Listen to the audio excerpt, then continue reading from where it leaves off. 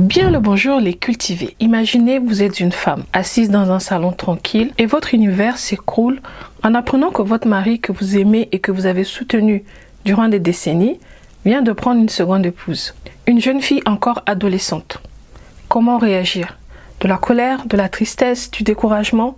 C'est avec cette situation que débute une si longue lettre de Mariama Abba à travers la voix de Ramatoulaye, une femme sénégalaise lettrée et sensible. Ce roman nous plonge dans les tourments de l'âme, la complexité de la tradition et les défis auxquels font face les femmes dans une société en pleine mutation.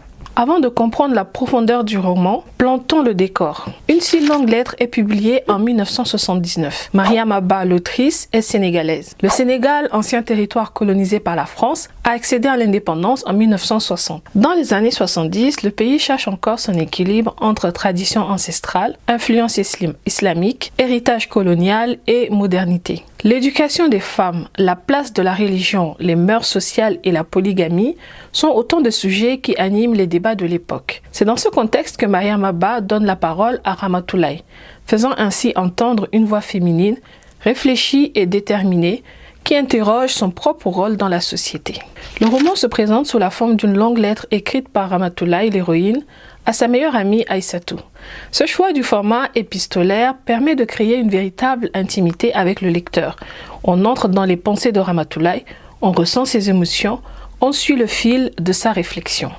Ramatoulaye est une femme instruite, mère de famille, qui a soutenu son mari Modou Fall pendant des années. Mais lorsque ce dernier la délaisse pour une épouse plus jeune, elle se retrouve face à elle-même, forcée de remettre en question tout ce en quoi elle croyait.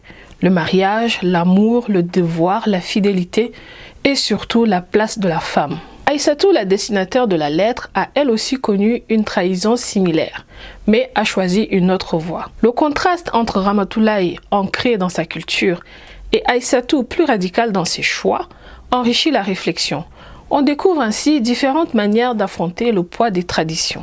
Au cœur du roman, plusieurs thématiques se croisent. Tout d'abord, la polygamie. Pratiquée et autorisée par les traditions et la religion, elle est vécue ici comme une blessure. Pour Ramatoulaye, voir son mari prendre une seconde épouse met en lumière l'asymétrie dans le couple, la faiblesse des protections juridiques et émotionnelles dont disposent les femmes. Ensuite, la condition féminine. Ramatoulaye et Aïssatou incarnent deux réponses différentes aux injustices. L'une reste dans le cadre traditionnel en essayant de composer avec la situation. L'autre rompt les liens, quitte son mari, part étudier, élevant ainsi sa liberté au-dessus des normes établies. Le roman questionne la marge de manœuvre des femmes, leur éducation, leur indépendance financière et la pression sociale qui pèse sur elles. Troisièmement, la modernité et la tradition. Le Sénégal de la fin du XXe siècle est pris entre les coutumes ancestrales et la modernité naissante.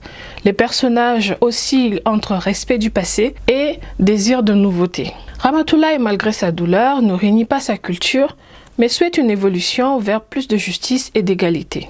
L'éducation est également un thème qui a été abordé. L'instruction des filles est présentée comme une clé pour l'émancipation. Mariama Abba défend à travers son héroïne l'idée qu'une femme instruite peut réfléchir à sa condition, questionner les normes et transmettre à ses enfants une vision plus équilibrée du monde. La plume de Mariama Abba est simple, directe mais profonde. Son récit, bien que centré sur des thématiques socio-culturelles complexes, reste accessible.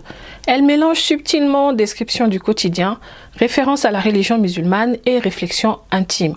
On ressent le tiraillement de Ramatoulaye entre l'attachement à certaines valeurs et le besoin de justice et de reconnaissance. L'écriture est à la fois délicate et incisive, révélant sans phare les contradictions d'une société en pleine mutation. Une si longue lettre a rapidement été saluée par la critique, non seulement en Afrique, mais aussi à l'international. Le roman a reçu le prix Noma en 1980 et il est aujourd'hui étudié dans de nombreux lycées et universités du monde francophone. À travers ce texte, Mariama Abba est devenue une figure incontournable de la littérature africaine et une voix majeure du féminisme et de la lutte pour l'émancipation des femmes. Plus de 40 ans après sa publication, le roman reste pertinent.